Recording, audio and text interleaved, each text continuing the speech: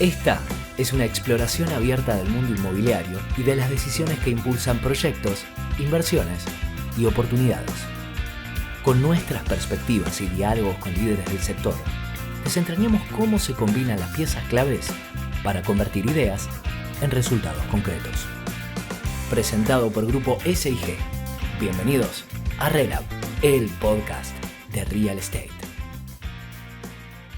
Hola a todos, bienvenidos a RELAB, el podcast de Real Estate.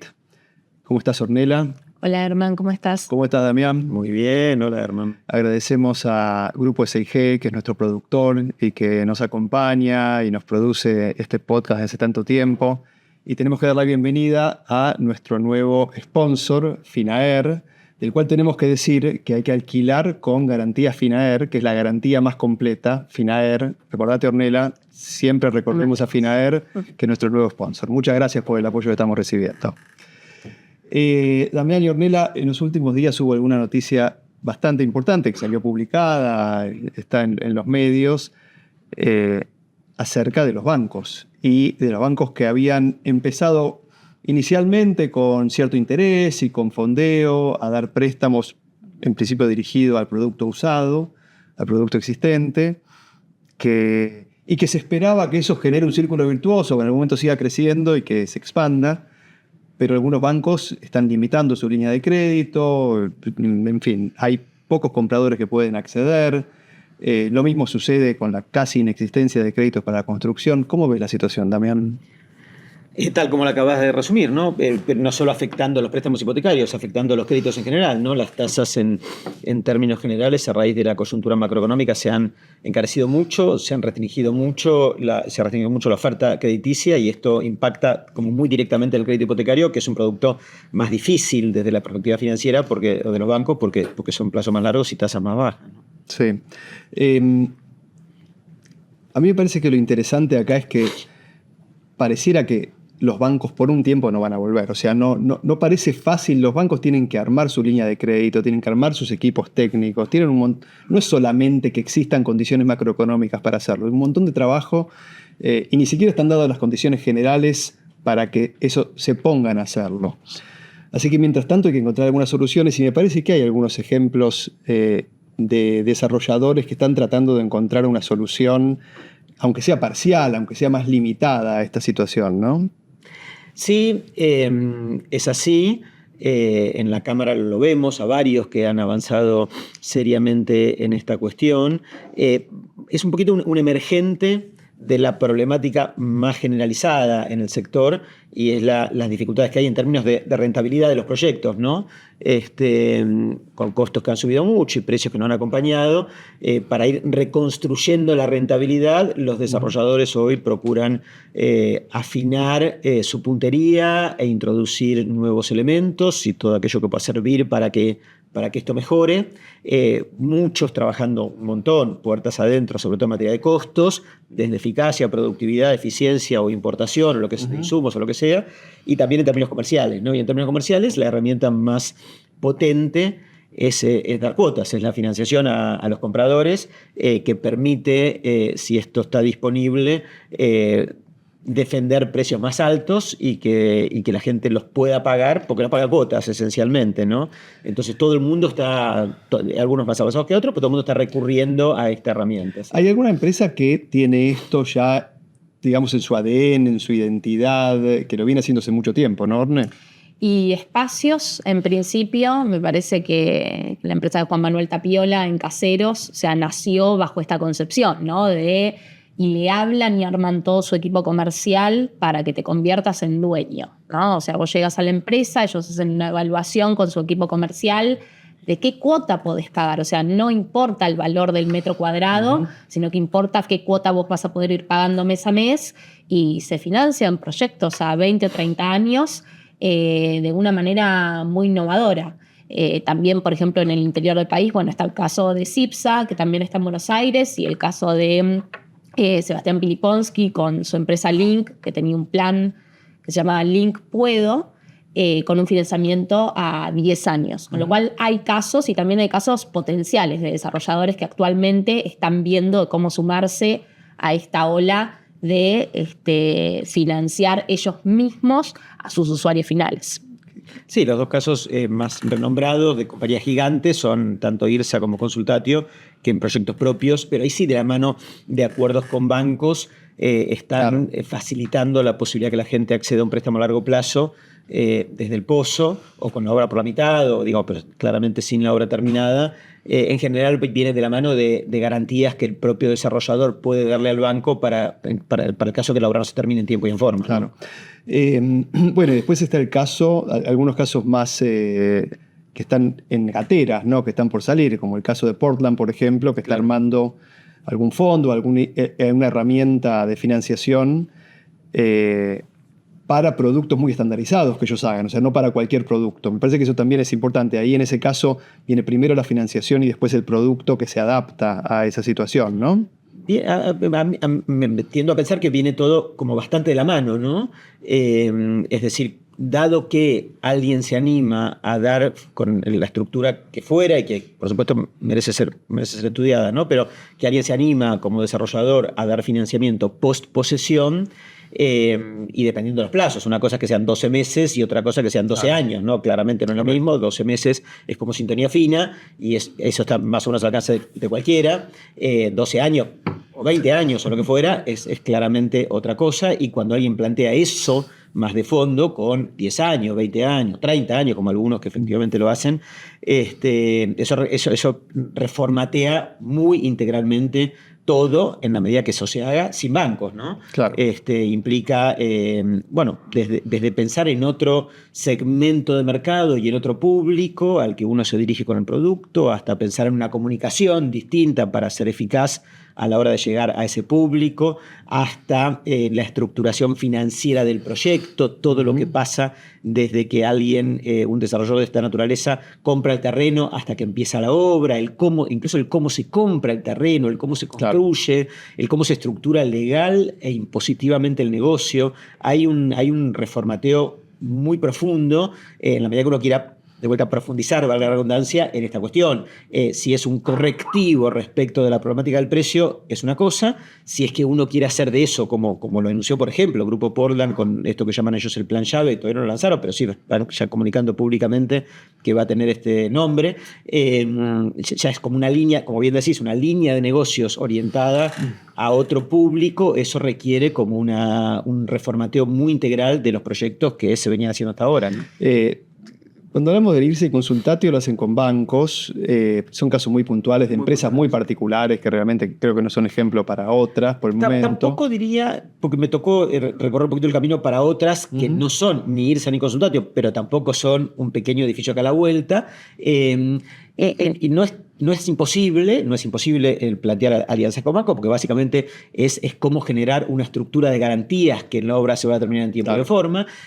Podría no ser desde el momento cero, podría ser con la obra por la mitad, y no con todas las unidades, en cuyo caso la estructura de garantías quizás no sea tan gravosa ni tan difícil de lograr. Por ejemplo, con el próximo terreno que el desarrollador tenga, que puede hipotecarlo a favor del banco, bueno, con cierto aforo, obviamente, pero digo, se puede armar, no es imposible, no es para cualquiera, pero tampoco es necesario que seas exclusivamente una mega compañía como es. Claro. Y tenés el detalle de las escrituras, que, digamos, hay un riesgo ahí cuando se toma posesión y siguen las cuotas muy, muy a largo plazo de, bueno, cómo se resuelve el tema de la escrituración. No, la garantía del desarrollador es hasta que eso se transforma de cara al banco, hasta que se transforma en una hipoteca estándar, digamos. Eso es subdivisión mediante, ¿no?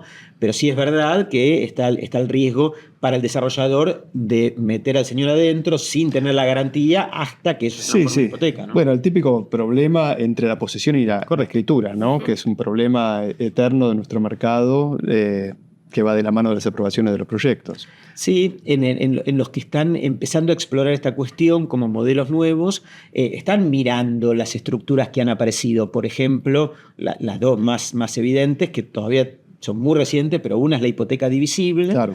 que un desarrollador podría instrumentar este financiamiento a largo plazo él mismo, no el banco. El banco también podría hacerlo, pero suponiendo que los bancos no están, él mismo podría recurrir desde la del propio vehículo desarrollador o desde otro vehículo que dé el financiamiento a las herramientas de hipotecas divisibles para este préstamo a largo plazo desde el pozo a los compradores, y también la inscripción de los boletos en los registros de la propiedad, ¿no? Que son complementarios, o uno u otro también, ¿no? Que es una cosa que ha aparecido y que como uno va a estar dando un crédito a muy largo plazo, el tener buenas herramientas en este sentido es una cuestión que hay que mirar con atención. Sí, me parece que aparte las buenas herramientas tienen que ver con tener las garantías suficientes y estar bien de papeles para que ese crédito tenga toda la fuerza posible.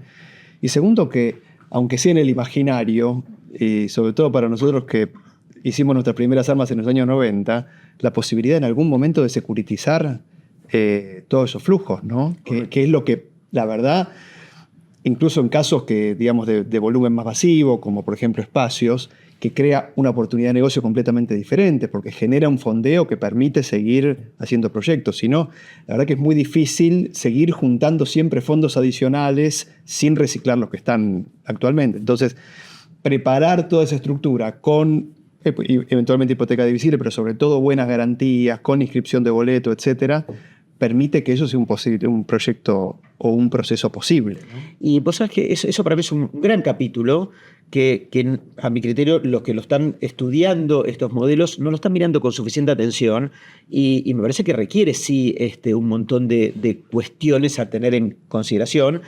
No soy ningún especialista, pero los títulos sí los tengo en la cabeza de experiencias pasadas, desde la estandarización de los procesos, estandarización de la documentación, información de los deudores, que después el día de mañana sean importantes, tasaciones de los inmuebles, los esquemas indexatorios. No nos olvidemos que todavía en la Argentina tenemos un montón de limitaciones a la legalidad del uso de cláusulas indexatorias, o sea, del año... hace décadas, ¿verdad? El año 92, del comienzo de la convertibilidad. Y algunos esquemas indexatorios que utilizamos con alegría nosotros son ilegales, ¿verdad? Bueno, son ilegales mientras el señor no esté adentro, y esto es lo que se ha usado en los últimos años. Esa ilegalidad no es tan grave porque no le diste la llave al señor, pero una vez que el señor entró, una cláusula indexatoria TAC que es ilegal, el señor podría no querer pagarla y está viviendo adentro, ¿no? Entonces, bueno, hay que estar advertido, digamos, de este tipo de cuestiones, ¿no? Te digo más, por más que el señor quiera pagar, si vos tenés un conjunto de 200 escrituras que querés securitizar y todas tienen cláusulas CAC, no vas a poder. Pues seguramente no vas a poder, porque seguramente ningún banco va a querer asumir ese riesgo. Obviamente, como eso, un montón de cosas, ¿no? Che, ¿y de dónde viene el fondeo actualmente para, o sea, estamos hablando de financiar saldo de precios, ¿correcto? Estamos hablando de financiar 30% del valor de compra aproximadamente. No. No, muchas veces bastante más que eso, ¿no? Actualmente los esquemas actuales. Sí, algunos sí. En realidad es todo un esquema de una ingeniería de autofinanciamiento, ¿no? Correcto. O sea, normalmente es el poner en juego un montón de herramientas que permitan utilizar las cuotas de la gente, que como son plazos largos son bajitas, y eso tiene como contrapartida en muchísimos casos el estirar los plazos de construcción, el tener un esquema de terrenos en canje y de canjes con proveedores para que la exposición de capital del propio desarrollador esté acotada a este tipo de cuestiones. Yo qué sé, o sea, hay un montón de cuestiones que vienen de la mano de ese flujo de ingresos que el desarrollador tiene, que tiene la ventaja que suelen ser en términos de precio por metro cuadrado, que es lo que los que plantean esto no explicitan públicamente, pero que en realidad por atrás, si uno hace la cuenta, sí efectivamente son valores por metro cuadrado mucho más altos que el formato clásico enfrente, ¿no? O sea, entonces eso permite que al momento en que el comprador recibe la llave y se puede mudar, pagó un montón, ¿no? Pagó porque el precio es más alto, porque el plazo de obra es mucho más extendido, un montón de razones que hacen que efectivamente si lo que le queda por pagar al comprador no es la utilidad que el desarrollador va a tener, le pega el palo, ¿no? O sea, por esta combinación de factores que hay que tener en cuenta. ¿Y de dónde sale? Se habla, los desarrolladores los fondean ellos mismos. No son generalmente los propios desarrolladores, no arman algún pool de inversores, trabajan con los inversores con los cuales trabajan normalmente en compra de tierra. No, normalmente es un esquema de autofinanciamiento que proviene de los flujos de ingresos por ventas. O sea, la pregunta, para ser más preciso, es como cuánto capital propio hay del dueño del desarrollador involucrado en este proceso. En general está muy minimizado, ¿no? Muy minimizado. Y son los propios flujos de compra los que te van financiando. También es un esquema que requiere mucho canje de tierra, canje de proveedores, o sea, hay que tener como mucha colocación de canje justamente porque es parte, digamos, de la financiación de todo el proyecto. Es la combinación de canjes de la tipología de producto y de la extensión de los plazos, ¿no? Claro. O sea, los plazos son significativamente más largos. Muchos dicen, no, pero yo lo quiero antes. Bueno, compra enfrente. Bueno, enfrente no puedo comprar porque no tengo toda esa plata. Claro. Entonces, ¿dónde compro? Bueno, acá están. Esto es lo que digo. O sea, como la oferta es tan restringida, se presenta como la única alternativa y por ahí el gran desafío comercial de los que ofrecen este producto es construir la confianza y convencer a la gente que pagando esa pequeña cuota durante muchos años, algún día efectivamente va a recibir la unidad, ¿no? Y eso implica todo un trabajo de construcción de confianza y de comunicación y de diálogo con este segmento del mercado que es muy específico, que no tiene nada que ver con la estrategia de comunicación histórica del desarrollo inmobiliario clásico en Argentina. Muchachos, recientemente estuvieron en Buenos Aires, en el Study Tour de Buenos Aires, gente de otros países, ¿no? Estuvo gente de Bolivia, gente de México. Cuando uno comenta estos modelos y estas metodologías, ¿qué dicen? Igual déjame que me quedó una cuestión del tema anterior, que la menciono.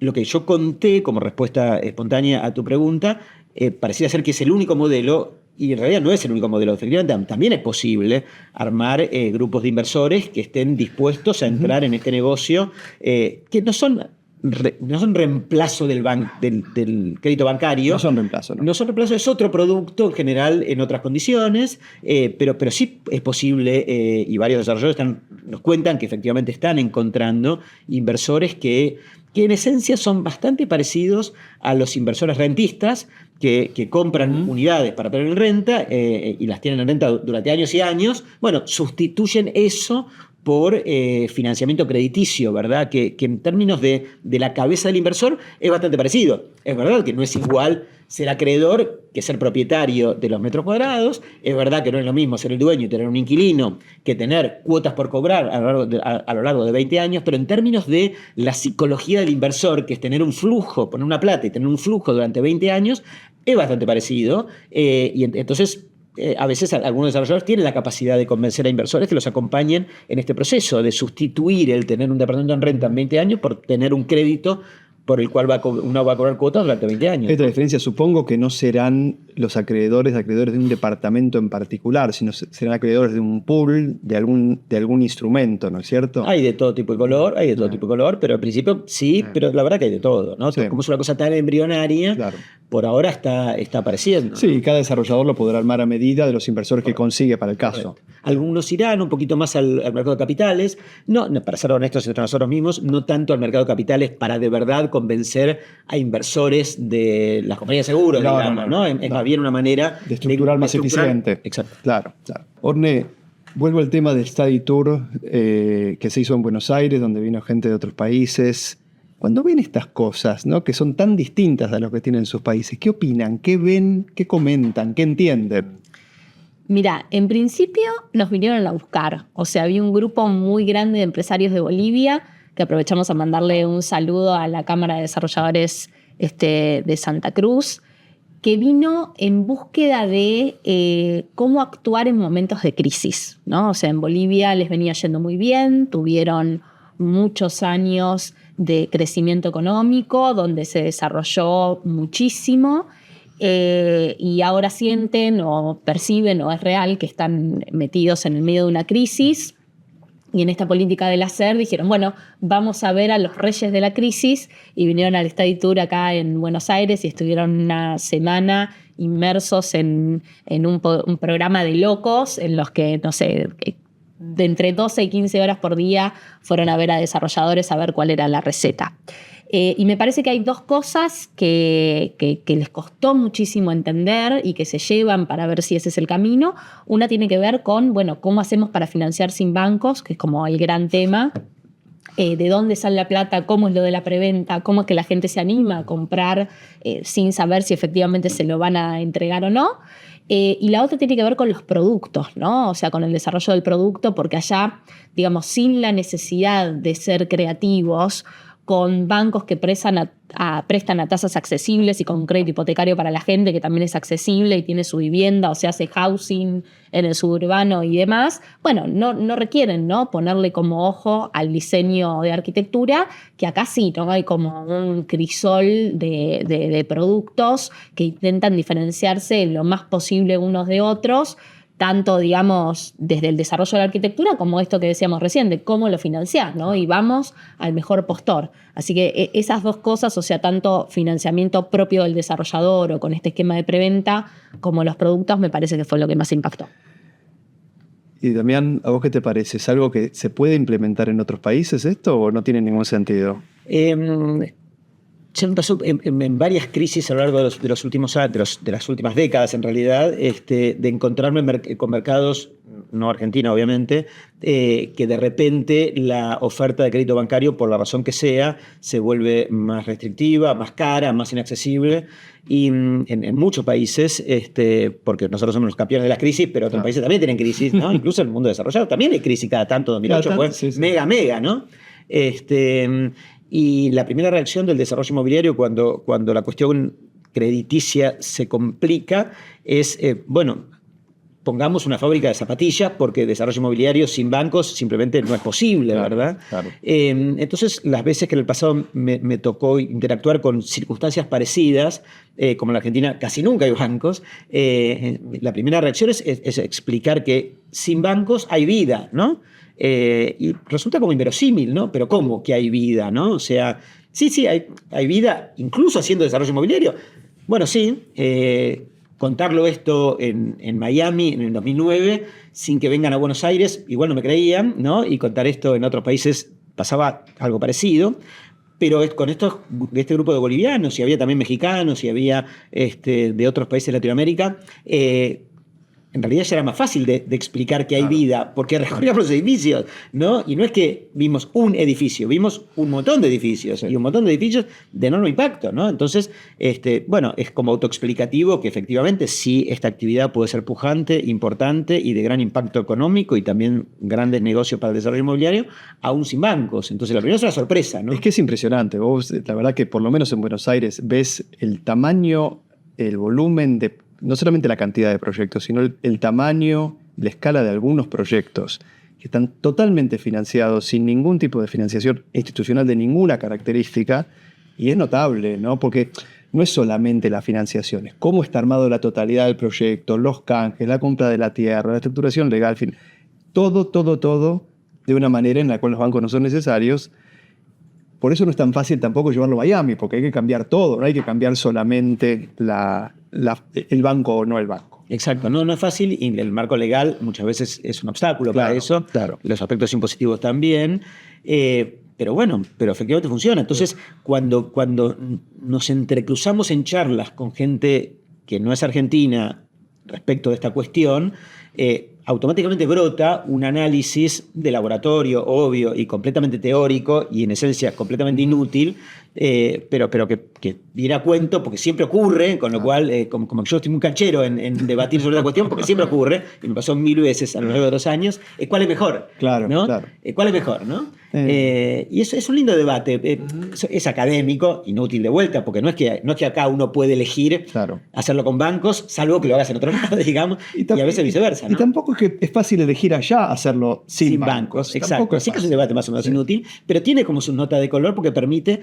entender ambos modelos con más profundidad, el compararlos en esencia, ¿no?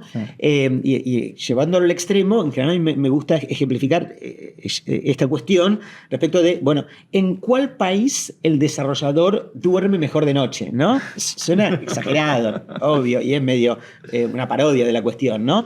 Incluso en términos provocadores, a mí me gusta cuando lo explico decir, yo estoy seguro, es una exageración, ¿no? Estoy seguro que el desarrollador en Argentina aún sin bancos y aún haciendo una torre de 40 pisos y sin ningún tipo de financiamiento institucional, duerme más tranquilo que cuando tiene un crédito por decenas y decenas de millones, cuando no centenas de millones de dólares en Miami, ¿no? Sí. Y la gente dice, pero ¿cómo? No puede ser, ¿no? Sí, sí. Y entonces al exprimir la cuestión, bueno, tiene sus argumentos. Claro, es que no es aún sin bancos, es debido a que no hay bancos, duerme más tranquilo, ¿no? Debido a que no Exacto, tiene... yo creo que ese es el Exactamente. corazón de la respuesta, Claro, ¿no? claro, Exacto. correcto.